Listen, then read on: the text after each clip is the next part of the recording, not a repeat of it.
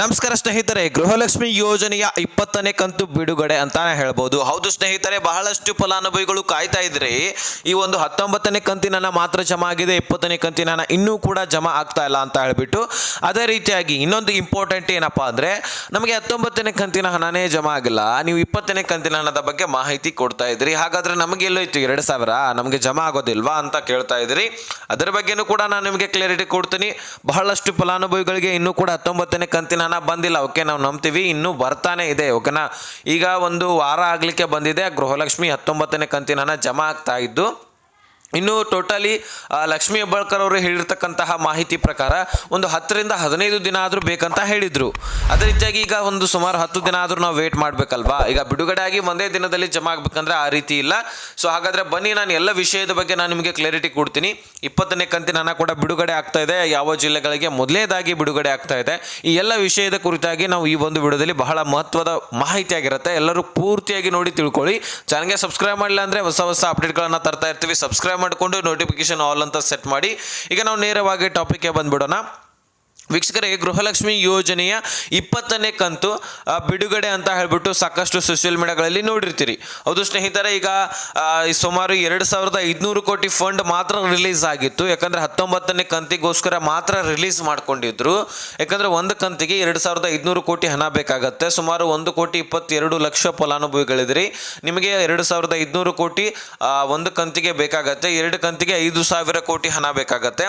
ಹಾಗಾದರೆ ವೀಕ್ಷಕರೇ, ಇಲ್ಲಿ ನಿಮಗೆ 4,000 ಹಣ ನಿಮಗೆ ಸದ್ಯಕ್ಕೆ ಜಮಾ ಆಗ್ತಾ ಇದೆ ಅಂತಾನೂ ಕೂಡ ಹೇಳಿಕೆಗಳು ಕಂಡು ಬರ್ತಾ ಇದೆ. ಹೌದು, 20ನೇ ಕಂತಿನ ಹಣ ಕೂಡ ರಿಲೀಸ್ ಆಗೋದಿದೆ. ಈಗ ಸದ್ಯಕ್ಕೆ 19ನೇ ಕಂತಿನ ಹಣ ಮಾತ್ರ ರಿಲೀಸ್ ಆಗಿದ್ದು ಸುಮಾರು 70 ರಿಂದ 80 ಲಕ್ಷ ಫಲಾನುಭವಿಗಳಿಗೆ ಹಣ ಜಮಾ ಆಗಿದೆ ಅಂತ ಹೇಳ್ಬೋದು. ಇನ್ನೇನು ಬಹಳಷ್ಟು ಫಲಾನುಭವಿಗಳೇನಿಲ್ಲ, 30 ರಿಂದ 40 ಲಕ್ಷ ಫಲಾನುಭವಿಗಳು ಮಾತ್ರ ಇದ್ದೀರಿ. ಸೊ ನಿಮಗೆ 2 ರಿಂದ 3 ದಿನಗಳಲ್ಲಿ ಅಮೌಂಟ್ ಹಾಕಿ ಕ್ಲಿಯರ್ ಮಾಡ್ತಾರೆ. ಆಟೋಮೆಟಿಕ್ ಸ್ಪೀಡಾಗಿ ಹಣ ಜಮಾ ಆಗಿ ಕ್ಲಿಯರ್ ಆಗುತ್ತೆ. ಯಾರು ಕೂಡ ವರಿ ಮಾಡ್ಕೊಳ್ಬೇಡಿ. ನಿಮಗೆ 16, 17, 18ನೇ ಕಂತಿನ ಹಣ ಕೂಡ ಜಮಾ ಆಗಿದ್ದಾದರೆ ಡೆಫಿನೆಟ್ಲಿ 19 ಮುಂದಿನ ಬರ್ತಕ್ಕಂತಹ ಎಲ್ಲ ಕಂತುಗಳು ಜಮಾ ಆಗುತ್ತೆ. ಯಾಕಂದರೆ 16ನೇ ಕಂತಿಗಿಂತ ಮುಂಚೆ ನಿಮಗೆ ಎಷ್ಟು ಡಿಲೇ ಮಾಡಿದ್ರು ಅಂದರೆ ಸುಮಾರು 3 ತಿಂಗಳ ಹಣವನ್ನು ಡಿಲೇ ಮಾಡಿದ್ರು. ಅಂದರೆ 3 ತಿಂಗಳು ಹಣ ಹಾಕಿರಲಿಲ್ಲ. ಹಾಗಾಗಿ ಅಲ್ಲಿ ಸಾಕಷ್ಟು ಡಾಕ್ಯುಮೆಂಟ್ಸ್ ವೆರಿಫಿಕೇಷನ್ ಆಗಿದ್ದಾವೆ, ರೇಷನ್ ಕಾರ್ಡ್ ರದ್ದಾಗಿದ್ದಾವೆ, ಸಾಕಷ್ಟು ರೇಷನ್ಸ್ ಕಾರ್ಡ್ಗಳು BPL ದಿಂದ APLಗೆ ಕನ್ವರ್ಟ್ ಆಗಿದ್ದಾವೆ. ಈ ರೀತಿ ಸಾಕಷ್ಟು ಡಾಕ್ಯುಮೆಂಟ್ಸ್ಗಳು ವೆರಿಫಿಕೇಷನ್ ಆಗಿ ಕೊನೆಯದಾಗಿ 16, 17, 18ನೇ ಕಂತಿನ ಹಣ ಜಮಾ ಆಗಿದೆ. ಇನ್ನು ನೀವು ಎಲಿಜಿಬಲ್ ಇದ್ದೀರಿ ಅಂತ ಹೇಳ್ಬಿಟ್ಟು ಅಷ್ಟು ಕಂತುಗಳನ್ನು ಹಾಕಿರ್ತಾರೆ. ಇನ್ನು ಮುಂದೆನೂ ಕೂಡ ಹಾಕ್ತಾರೆ. ಒಂದು ವೇಳೆ ನೀವು ಬಹಳಷ್ಟು ಜನರಲ್ಲಿ ಈಗ ಗೌರ್ಮೆಂಟ್ ಜಾಬ್ಸ್ಗಳು ಆಗ್ತಾ ಇರ್ತಾವೆ, ಹೊಸ ನೌಕರಿಗಳನ್ನು ಮಾಡ್ತಾ ಇರ್ತೀರಿ, ಅಂಥವರ ರೇಷನ್ ಕಾರ್ಡ್ ಅಂತೂ ರದ್ದಾಗೋದು ಖಚಿತ. ಅದು ಸರ್ಕಾರವೇ ಖುದ್ದಾಗಿ ರದ್ದು ಮಾಡುತ್ತೆ, ಯಾವುದೇ ಕಾರಣ ಇಲ್ಲದೆ. ಯಾಕಂದರೆ ಮುಖ್ಯವಾದ ಕಾರಣ ಏನಪ್ಪ ಅಂದರೆ ಗೌರ್ಮೆಂಟ್ ಜಾಬ್ ಆಗಿರುತ್ತೆ. ಹಾಗಾಗಿ ರೇಷನ್ ಕಾರ್ಡ್ ರದ್ದಾಗೋದು ಸಹಜ. ಇನ್ನು ಇಂತಹ ಹೊಸ ಏನಾದರೂ ಬೆಳವಣಿಗೆಗಳು ಆಗ್ತಾ ಇದ್ದರೆ ನಿಮ್ಮನ್ನು BPL ದಿಂದ APLಗೆ ಕನ್ವರ್ಟ್ ಮಾಡ್ತಾರೆ. APL ಇದ್ದವರು ಬೆಳವಣಿಗೆ ಆಗ್ತಾ ಇದ್ರೆ GST ಮತ್ತು ಟ್ಯಾಕ್ಸ್ ಪೇರ್ ತುಂಬುವವರೆಗೂ ಕೂಡ ನೀವು ಬೆಳವಣಿಗೆ ಆಗಿದ್ದೆ ಆದರೆ ನಿಮ್ಮ ರೇಷನ್ ಕಾರ್ಡ್ ಕೂಡ ರದ್ದಾಗುತ್ತೆ. ಅದರ ಹೊರತಾಗಿ ಸುಮ್ಮನೆ ರೇಷನ್ ಕಾರ್ಡ್ ರದ್ದು ಮಾಡ್ಲಿಕ್ಕೆ ಸಾಧ್ಯ ಇಲ್ಲ. ರದ್ದು ಮಾಡಿದರೆ ಆ ರೀತಿ ಆಕ್ರೋಶ ವ್ಯಕ್ತಪಡಿಸಿಕೊಂಡು ಪ್ರತಿಭಟನೆ ಕೂಡ ಮಾಡ್ತಾರೆ. ಆ ರೀತಿನೂ ಕೂಡ ನಡೆಯುತ್ತೆ. ಸರ್ಕಾರ ಆ ರೀತಿ ಏನು ರದ್ದು ಮಾಡೋದಿಲ್ಲ. ನಿಮ್ಮ ವೆರಿಫಿಕೇಶನ್ ಮಾಡಿಸ್ಕೊಂಡು ನೀವು ಎಲಿಜಿಬಲ್ ಇಲ್ಲ ಅಂದರೆ ಮಾತ್ರ ರದ್ದು ಮಾಡಿರ್ತಾರೆ. ಅದ್ರ ಬಗ್ಗೆ ವರಿ ಮಾಡ್ಕೊಳ್ಬೇಡಿ. ನೀವು ಎಲಿಜಿಬಲ್ ಇದ್ದರೆ ಡೆಫಿನೆಟ್ಲಿ ಹಣ ಜಮಾ ಆಗಿರುತ್ತೆ. ಇನ್ನು ಬ್ಯಾಂಕ್ ಅಕೌಂಟ್ಸ್ಗಳನ್ನು ಚೆಕ್ ಮಾಡ್ಕೊಳ್ಳಿ, ಚಾಲ್ತಿ ಇದೆ ಇಲ್ವೋ ಅದೊಂದಾಯಿತು. ಇನ್ನು ಬೇರೆ ಏನಾದರೂ ಪ್ರಾಬ್ಲಮ್ ಆಗಿದೆ ಆದರೆ ಡಿಸ್ಕ್ರಿಪ್ಷನಲ್ಲಿ ಇನ್ಸ್ಟಾಗ್ರಾಮ್ ಲಿಂಕ್ ಇರುತ್ತೆ, ಅಲ್ಲಿಂದ ಮೆಸೇಜ್ ಮಾಡಿ ನಾನು ನಿಮಗೆ ಖಂಡಿತವಾಗ್ಲೂ ರಿಪ್ಲೈ ಕೊಡ್ತೀನಿ.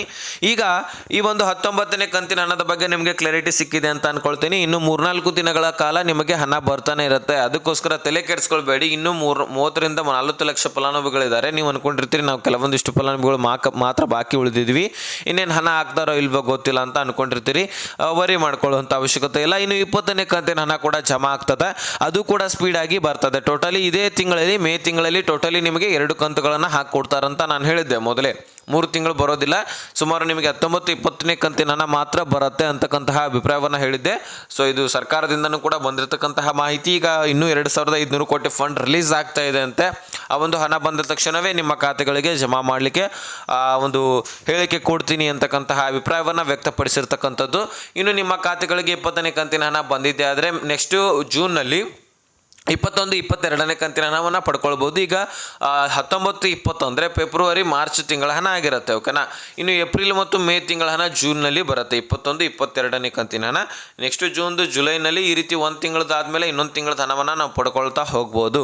ಇಷ್ಟು ನಿಮಗೆ ಲೇಟೆಸ್ಟ್ ಆಗಿ ಈ ಒಂದು ಗೃಹಲಕ್ಷ್ಮಿ ಬಗ್ಗೆ ಮಾಹಿತಿ ಇತ್ತು, ತಿಳಿಸ್ಬೇಕಾಗಿತ್ತು, ತಿಳಿಸಿದ್ದೀನಿ. ಅರ್ಥ ಆಗಿದ್ರೆ ನೆಕ್ಸ್ಟ್ ಮಾಹಿತಿಯೊಂದಿಗೆ ಸಿಗೋಣ. ಲಿಸನ್ ಕಬಾಯ್ ಬಿಡಿಗರ್ ಫ್ರೆಂಡ್ಸ್.